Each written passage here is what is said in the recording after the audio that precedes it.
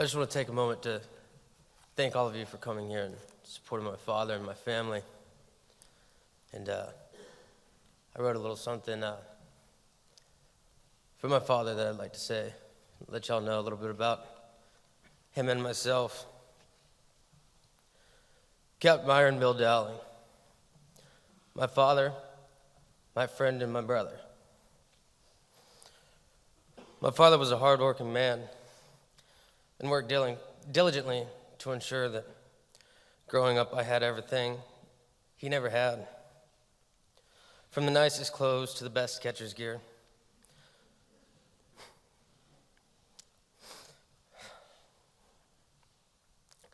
That money could buy. My father died to himself daily in order to provide my mother, my brother, my sister, and me with a better life than any of us even deserved. My friend.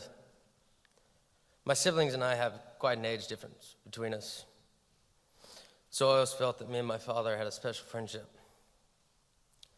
He was my best friend, from playing music and baseball together for hours on end to just talking and hanging out. And he was always willing to tell me like it was, like a true friend is willing to do. My brother. Growing up, I always knew that I wanted to be his brother in arms. And he always wanted to make sure that I would make it there. He once sat me down and told me when I was not doing so well in school and my life did not seem to be on the correct path of success, that I would never be good enough for his beloved Corps, and that I should join the Coast Guard.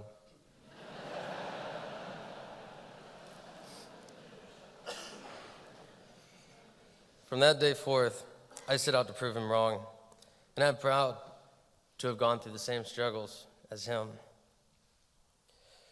And to see the look on his face as I stood on the parade deck at my graduation, I could tell that he was proud to be my brother.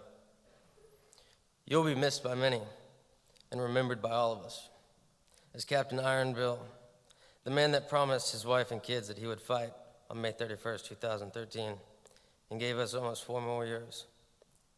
I love you, brother, and hope to see you on the other side.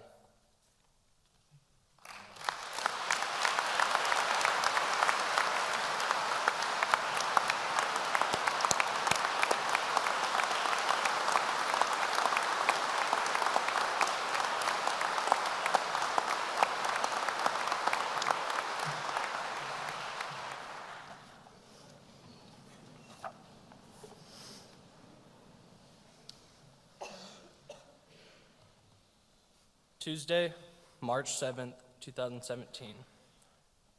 My father, William Ross Dowling, passed away to be with God. He was surrounded by his loving family. As I sat there with him that day in the hospital, holding his hand, as he took his final breath,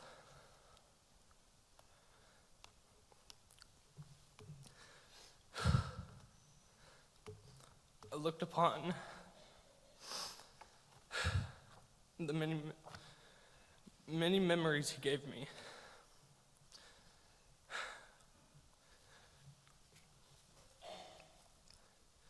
Without a doubt, he's the greatest dad anyone could ever ask for.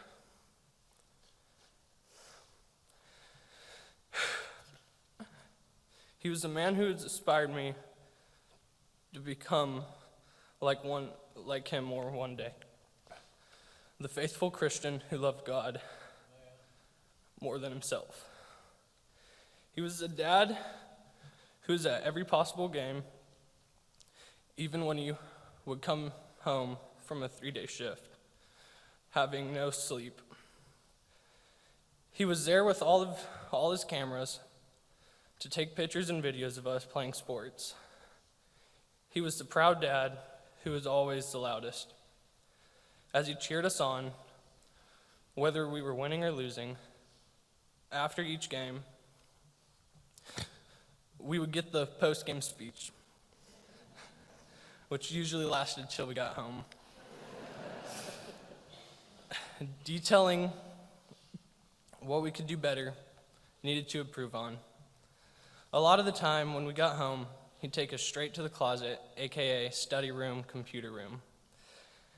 And we'd end up watching YouTube videos of how to better form or what we could do to improve our game. If there was something he didn't know how to do, you knew he'd be on YouTube looking it up. Because that was just Dad.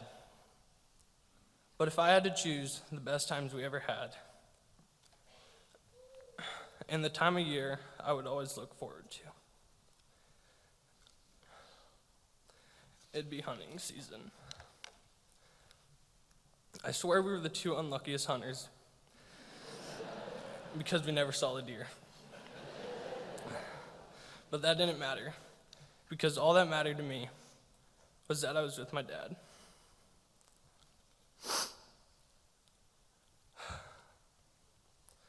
It was just he and I. We'd talk about everything there was to talk about. One thing that always stuck with me was every time we go, he'd bring his Bible and take it out and start reading it.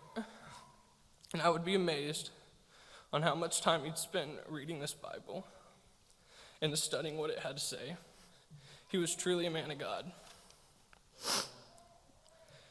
And anyone who knew my father knew that it was very true.